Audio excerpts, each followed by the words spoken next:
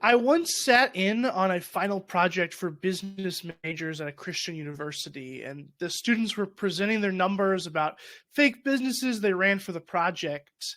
Real business professionals served as their fake board of directors. And I'll never forget when after one of the student groups explained that they were giving, X amount of profits towards helping those in need, and they were doing some things in their fake business to help alleviate some real issues in the world. I'll never forget that one of these Christian business leaders said, "You're giving too much money away." He actually said that extra money should go to us, the shareholders. And it was a really formative moment for me. Somebody who identifies largely as an entrepreneur, somebody who cares about creating businesses and doing things in the world that's good. If business is all about making money for the shareholders, can it really do good? Can we use entrepreneurship for good purposes? And that's why I have on the show today Loren Richmond Jr. He brings his wealth of experience and degrees in both the ministry and the nonprofit leadership space to kind of help us understand what is social entrepreneurship and how can the church get involved in making communities thrive.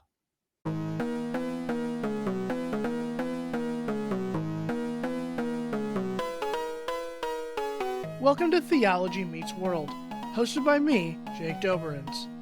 This podcast delves into the heart of real-life issues with theologians, ministers, activists, and writers who share their unique stories and insights. Keep up with the show at jakedoberenz.com/TMW and subscribe to updates and weekly funny newsletters at jakedoberenz.substack.com. Don't forget to rate and review the show and share it with your friends and your enemies. Now, back to your regularly scheduled programming.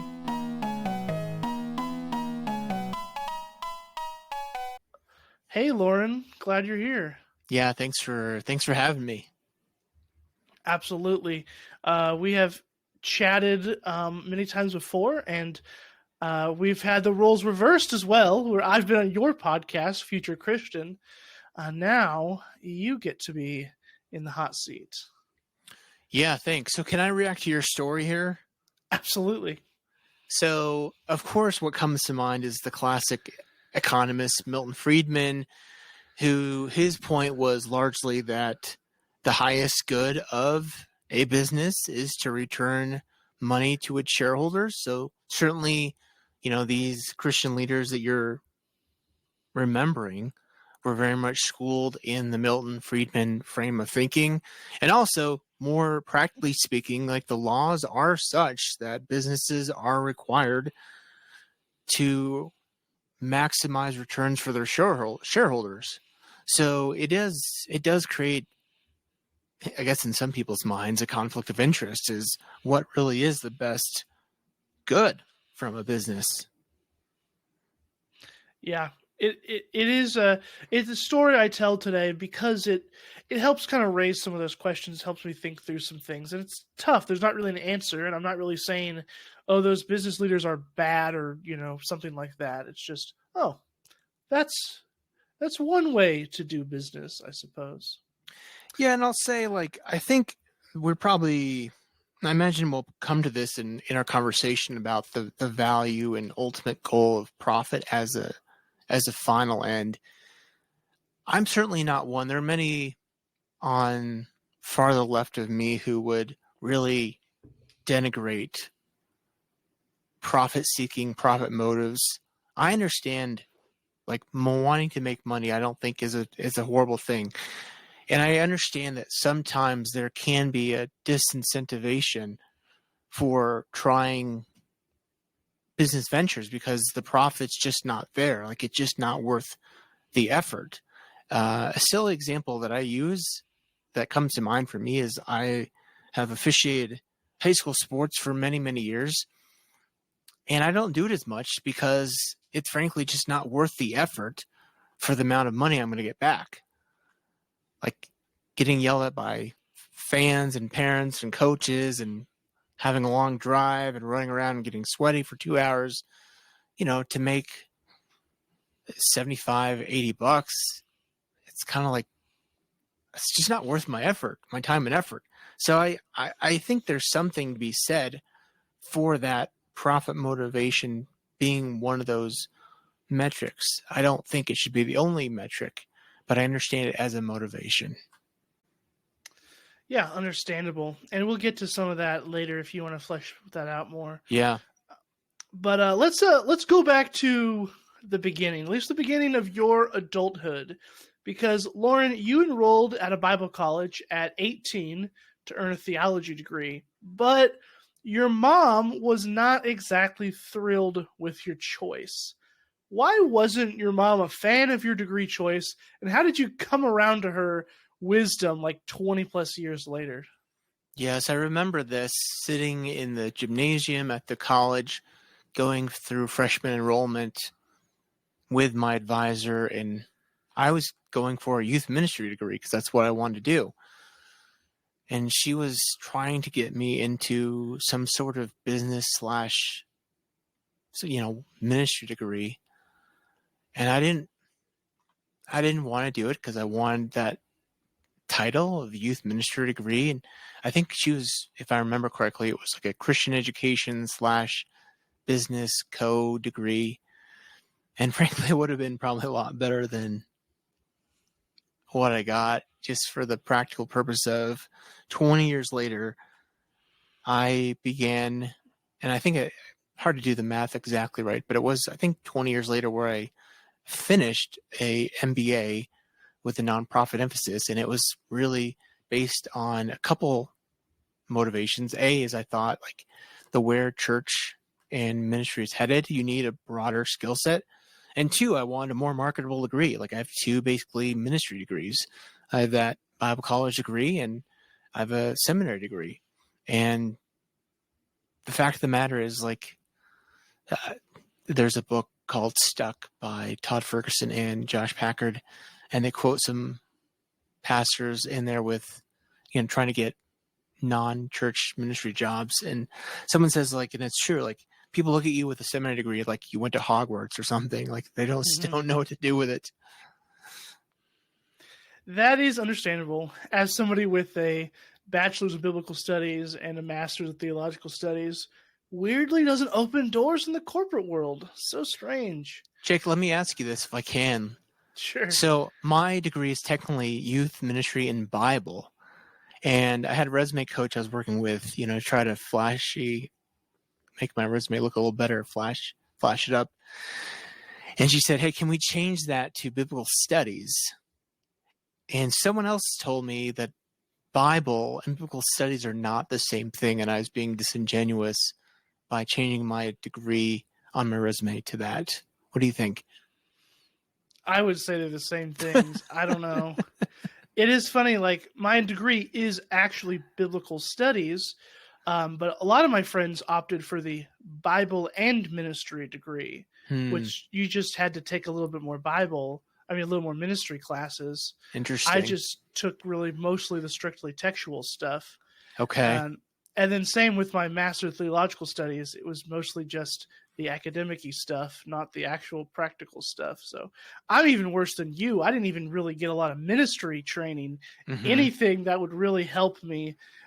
I just know how to read the Bible, I guess, and tell people about it. That's all I know. So good times. Well, yeah, indeed. Well, I don't regret it. It was still fun, but the whole marketplace world is a different story.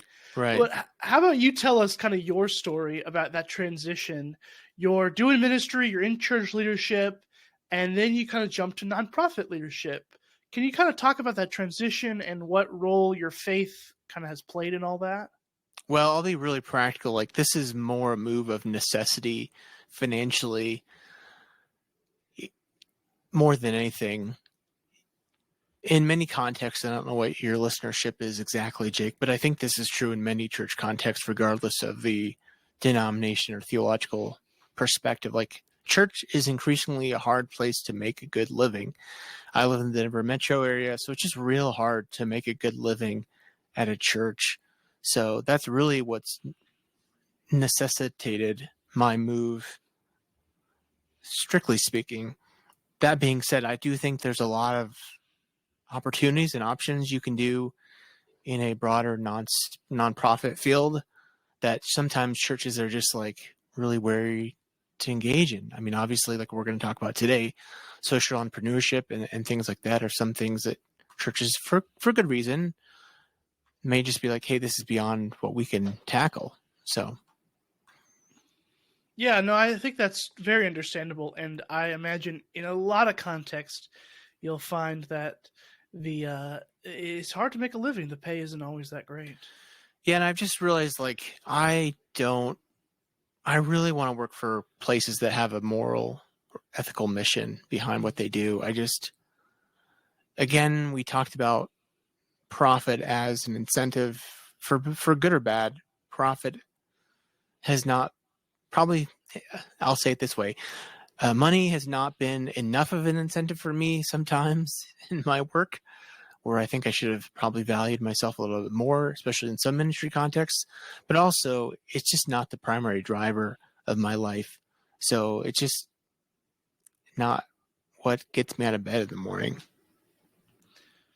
Yeah, no, I relate to that a lot as somebody who's found himself in working in various ministry, nonprofit, and education, all the fields that don't bring home the big bucks. Right.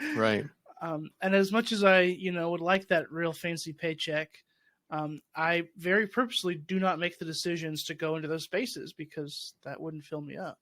Yeah. Well, let's just go right into social entrepreneurship, then get some definitions straight. What is social entrepreneurship? How do you put a faith spin on it? How do you baptize that? What does faith look like involved in all that? So define it and kind of help us explore it a little bit. Yeah, the simplest way that I like to explain social entrepreneurship is just saying that it's a business that has multiple bottom lines. So the classic business, you have the bottom line, and that's making money. Like you got to bring in revenue for the shareholders, like we talked about. In a social entrepreneurship, there's specifically multiple bottom lines, and obviously some of them are not quantifiable so much by dollars and cents. A social entrepreneurship might be trying to make money and also pay people well. They might be a social entrepreneurship that's trying to make money and also benefit the planet or the ecological community that they're in. Obviously, in a faith perspective, a social entrepreneurship is trying to make money and also bring in a profit. Sometimes social entrepreneurships will try to do some of those, all of those. Obviously, is very ambitious. I don't know if you've heard this term before, but when I was in business school at the Hope International, we talked a little bit about business's mission, which is kind of an evangelical tool that they'll use in developing nations, where they'll come in, again, for evangelical purposes, but under like the guise of a business to A, sometimes get into the country easier, B, like provide some needed economic stimulation to the local economy, but also like develop relationships with the locals there in order to ultimately share the message of Jesus with them. So really the simplest definition is multiple bottom lines. Like you're not just in it to make money, you're looking to do some other good, whether it be for the planet, whether it be for people, like your labor, for the community even, and then certainly from a faith perspective. Now, the other side of this is that social entrepreneurships can have different legal structures. So there is, and this is, again, it gets even more confusing because you probably heard, or some of your listeners might have heard of B Corp, which is technically not like in some states an actual legal organizing entity, but you can kind of get like a certification, like you're a B Corp certified, which again is not like a legal structure in some states. It's just kind of like a stamp of approval by this entity called B Corp that you're, doing some good in the world. In other states, there are actual corporate entities or formations, legal formations you can choose to be a public benefit corporation, so to speak. Many social entrepreneurship organizations form as nonprofit status, sometimes as just a regular corporation, LLCs. I mean, there's also limited. I'm blanking on it now, but there's like a low profit type of LLC you can do. So there's many different formations you can choose as a social entrepreneurship. Now, I would kind of hobby horse and say, like, I was a part of a social entrepreneurship cohort, and they really steered everybody into like a nonprofit. And I was kind of like the elephant in the room, and I went for an LLC, primarily just because this is the simplest way to organize. You don't have to have a board. There's no reporting. There's no 990. Obviously, like a nonprofit can go and solicit donations a lot easier. But also, like, again, I think about what I understand to be the core of a social entrepreneurship, and that is you're trying to make this sustainable financially. Like, you're not trying to be dependent on donations. You're trying to make something sustainable. So I think that's really the ultimate thing, at least in my understanding, when we talk about social entrepreneurship. You're trying to make some kind of entity that does good in the world and is sustainable, not dependent on outside contributions like donations. Yeah, that's very helpful. That helps me understand it. I looked up the definition of the word. I hadn't really heard that term a lot when you pitched this topic, and I had to look it up. But you explained it beautifully. But on this podcast and Theology Meets World, we don't just want to deal with kind of the abstracts. We want to get a little grounded, kind of see how that meets the world. So, do you have any good examples of these kind of innovative practices or projects that you've been a part of or that you've heard about kind of in this social and entrepreneurship space? Yeah, I think there's big and small examples. Like, on a real small example, like, I have a podcasting company that I pitch myself as a social entrepreneur. It'd be hard to really quantify, like, again, the non-financial side of that. Like, I would say, like, part of my social entrepreneurship is I try to provide podcasting tools and expertise in programming to folks who may not necessarily be able to pay me as much. So I look at it kind of that way. Like, I'm not necessarily charging market rate, for instance, or I'm providing help in startup information to folks who may be pushed out of other spaces. So again, it's a broad definition. Some other ideas certainly are, I have some friends from Bible college, funny enough, who they came through town a couple of years ago, and we were talking to them, and they're telling me about how, like, they, especially the husband, does a lot of handyman fix up type DIY stuff and has some businesses. So he'll, like, train migrants or folks who are new to the area. And if I remember correctly, it actually was like folks new to America. So, actual immigrants on, like, starting a business. And I was like, oh my goodness, like, this is a literal example of someone essentially doing social entrepreneurship, like helping them get on their feet, helping them form a business. Multiple bottom lines for sure. I think of, this isn't necessarily social entrepreneurship, but again, in graduate school, we studied different kind of Christian-based companies who are really trying to practically live out their faith. And I remember there's a company, like, in my neck of the woods here in the Denver metro, that was like a pallet. They made, like, wooden pallets. And again, I don't necessarily think they'd be on the outside looked at as a social entrepreneurship, but they're trying to be really explicit and really intentional with their business, not just to make money, but also benefit their employees and support their employees and also pay them a good wage. So again, multiple bottom lines.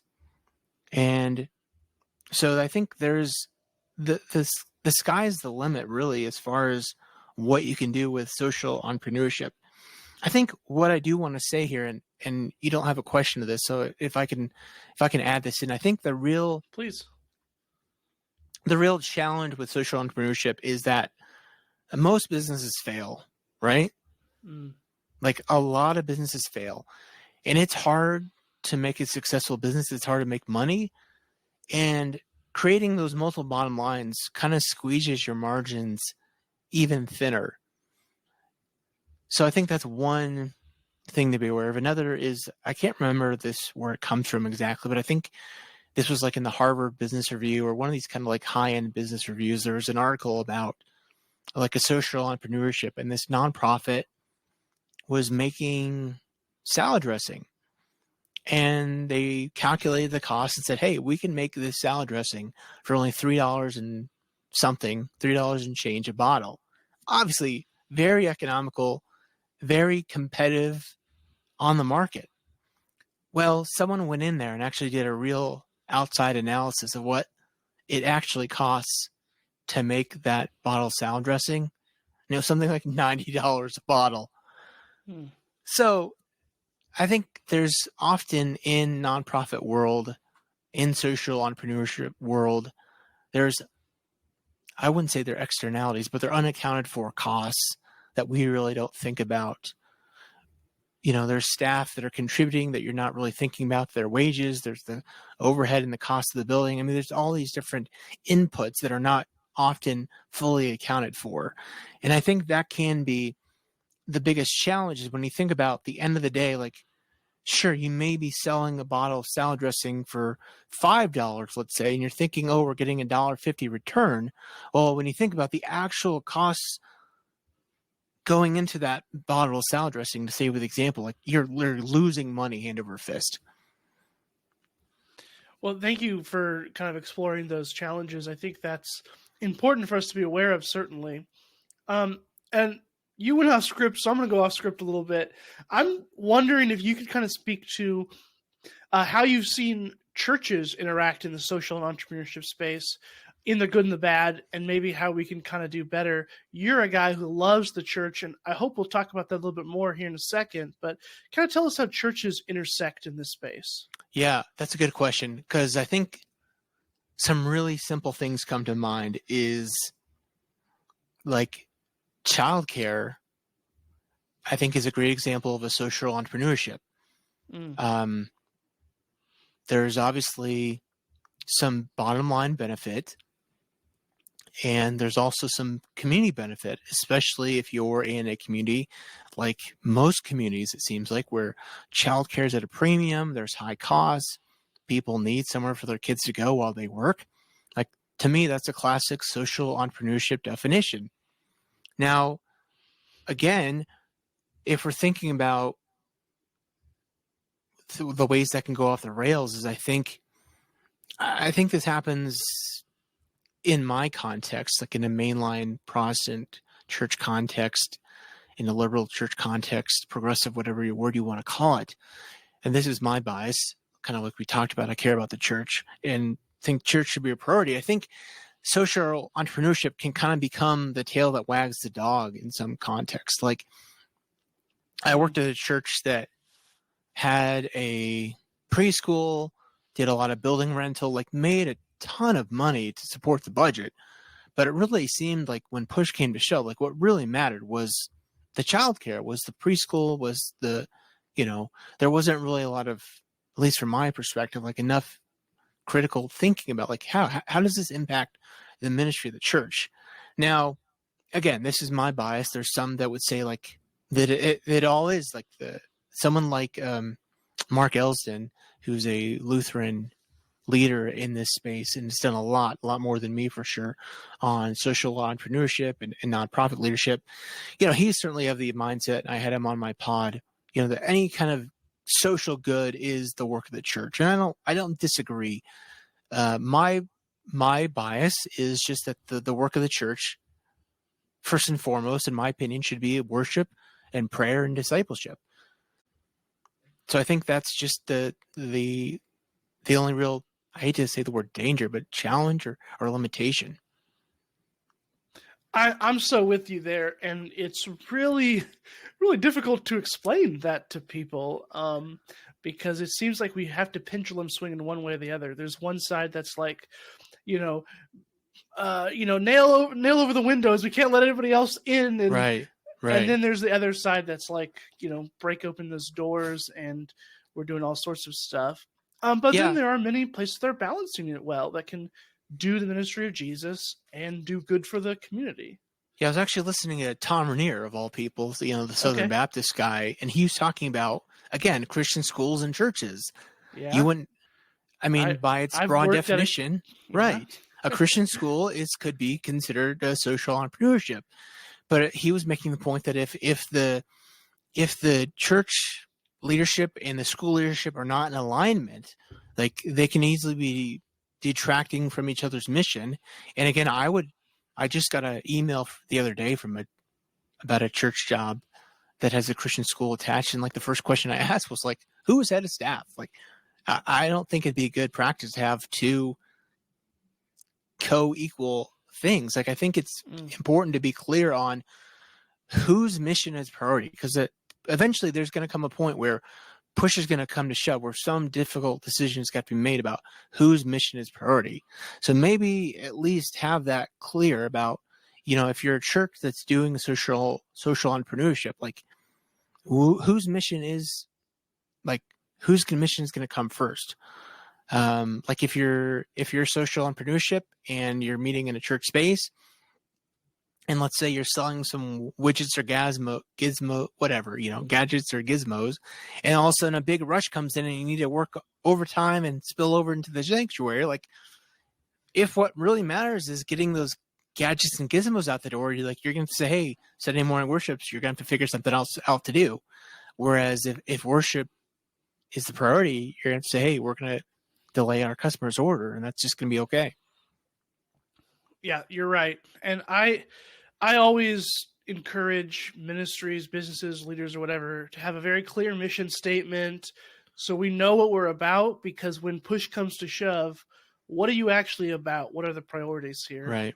We don't always think about that. Right. Until it's too late, and then things become messy. So messy. Well, as we begin to wind down, I want to ask you something about your podcast, Future Christian. You first of all, it's a good podcast because I've been on there twice. So, you talk to interesting people for sure. But you've had it for a bit. You've talked to all sorts of Christian pastors and leaders about what it means to live as a follower of Jesus in the 21st century. And I'm really curious, from that perspective, what's something you've picked up in all those interviews that has shaped your perspective of 21st century ministry, or maybe something you see coming on the horizon? Talk a little bit about what you've learned through that whole process with Future Christian. Yeah, thank you for that question. I think this may be, my own bias, and maybe I'm just filtering what I've heard through my own bias. But something that stands out to me, whether implicitly or explicitly, is just that church matters. And I'll be frank, like I don't particularly get guests who say it doesn't matter. Like, I tend to avoid those kind of guests. That being said, I think there is, like, looking to the future, like, again, I exist in the mainline Protestant context, which has seen a lot of decline over the last 10, 20, 30, 40 years. And one of the things that frustrates me to no end is folks will often say, in my context, like, or implicitly say, I should be clear, oh, church doesn't really matter that much. And it's like they're also like leading the churches that are dying. So I think, like, that's what I've learned. Like, you have to be intentional about, like, saying that church matters and leading in that way, because if church doesn't really matter, then it's not going to matter. Like, your attention goes to what you say matters, whether you believe it explicitly or not, or say it explicitly or not. And our resources and time and energy goes towards what matters. And if church, the gathered community, really doesn't matter, then it's, churches are going to end up like a nonprofit, like a social entrepreneurship, which again is not bad, can do a lot of good in the world. But from my opinion is not, I want more, I guess. Absolutely. Exactly. The church should be more. The church is more than just a nonprofit, just a social good organization. with a gathered body of believers who, in the Holy Spirit, we get to worship and learn and encourage each other. That's beautiful. And I like that. I Right. want to keep that around. I Yeah. want that to stay around. So, See, and if I can jump on to what you said there, Jake, like I think something, if I can talk in this kind of language, something mystical, something kind of sacred happens, I think, when people gather together in community, like we become, it's more than just like 1 + 1 = 2, or 5 + 5 = 10, or 10 + 10 = 20. Like we become the church. absolutely. This is the conversation I want to have on Theology Meets World. This is exactly it. So let's do some future telling here, if you can. Looking ahead, what do you see as the future of social entrepreneurship in faith-based organizations and nonprofits? How can emerging leaders prepare to make a difference in this space? I think it's a word that I've seen elsewhere called a mixed ecology. Faith lead from Luther Seminary in, I think, Minnesota does a lot utilizing this word and talking about this kind of thinking. And the way I understand it, and I think it comes out from like a Fresh Expressions movement from like the UK, but as I understand it and think about it, like a church is going to have a mixed ecology about how they, at the very least, pay the bills and interact with their community. The idea of worshiping just on the weekends and the pastor working in the office 9 to 5 and having office hours is going to go out. It's not existing, hardly anywhere in the country right now, and it's not going to exist in the future very much, I believe. So I think what's going to have to happen is you think about it again like a social entrepreneurship kind of framework. Obviously, my bias would be that the church is ultimately the kind of the pyramid, the top of the pyramid. But obviously, worship is going to be on the weekends, through Monday through Friday, daytime hours. You might have a childcare in there. You might have some kind of preschool in there. On the evenings, you might have counseling offices available to people for mental health.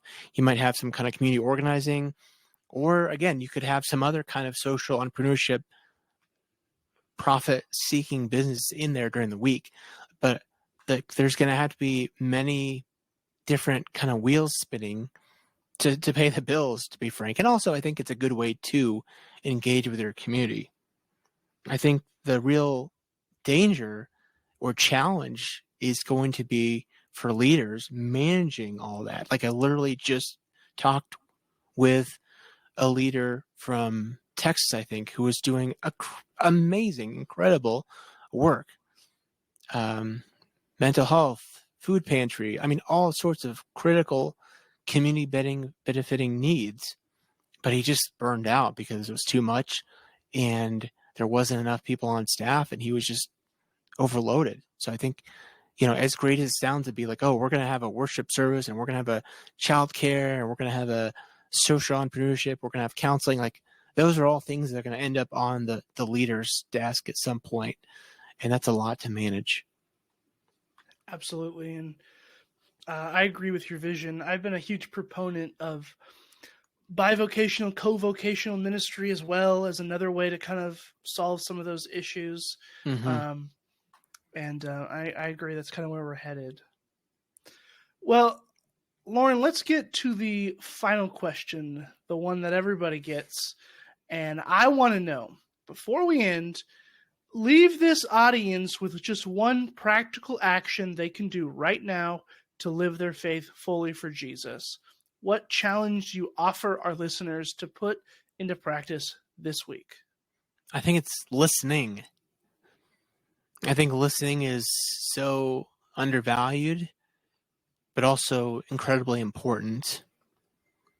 I've been doing some pulpit supply at a church recently, and I shared this in a recent message. Like, when we think about Jesus, he constantly went to places to listen. Now, he obviously spoke some truth into people's lives, but he didn't do it immediately. Like when you think about Zacchaeus, he said, hey, let's talk. I'm going to come to your house and listen. And then when he had developed a relationship with someone, he had the opportunity to speak truth into someone's life. But it's not until we listen that we can develop a relationship. Yeah, absolutely. And that Zacchaeus story is really interesting because we don't have recorded what Jesus says. Right. Zacchaeus is just moved. He's Yeah. moved by that relationship, by the person of Jesus. So, Yeah. Spoken like a true podcaster, Loren tells us to listen, to practice our listening. So I really appreciate you being on this show, Theology Meets World. You can check Loren out at his podcast, Future Christian. Anywhere else you want people to go? You have a Substack as well. Yeah. Yeah. We'll put it in the show notes. Absolutely. I can't remember what it's called. No, it's fine. I always get my Substack mixed up. It's either Funny and Faithful or Faithful and Funny. It's one of those. I don't remember. Yeah. So, awesome. Well, thank you so much for being on. And everybody else, don't forget to rate, review, all that fun stuff. And practice your listening. And also help your friends listen by sharing this episode around so they can listen. There you go. There you go. It always always comes back to that. Beautiful. All right. Thank you. Thanks, Jake.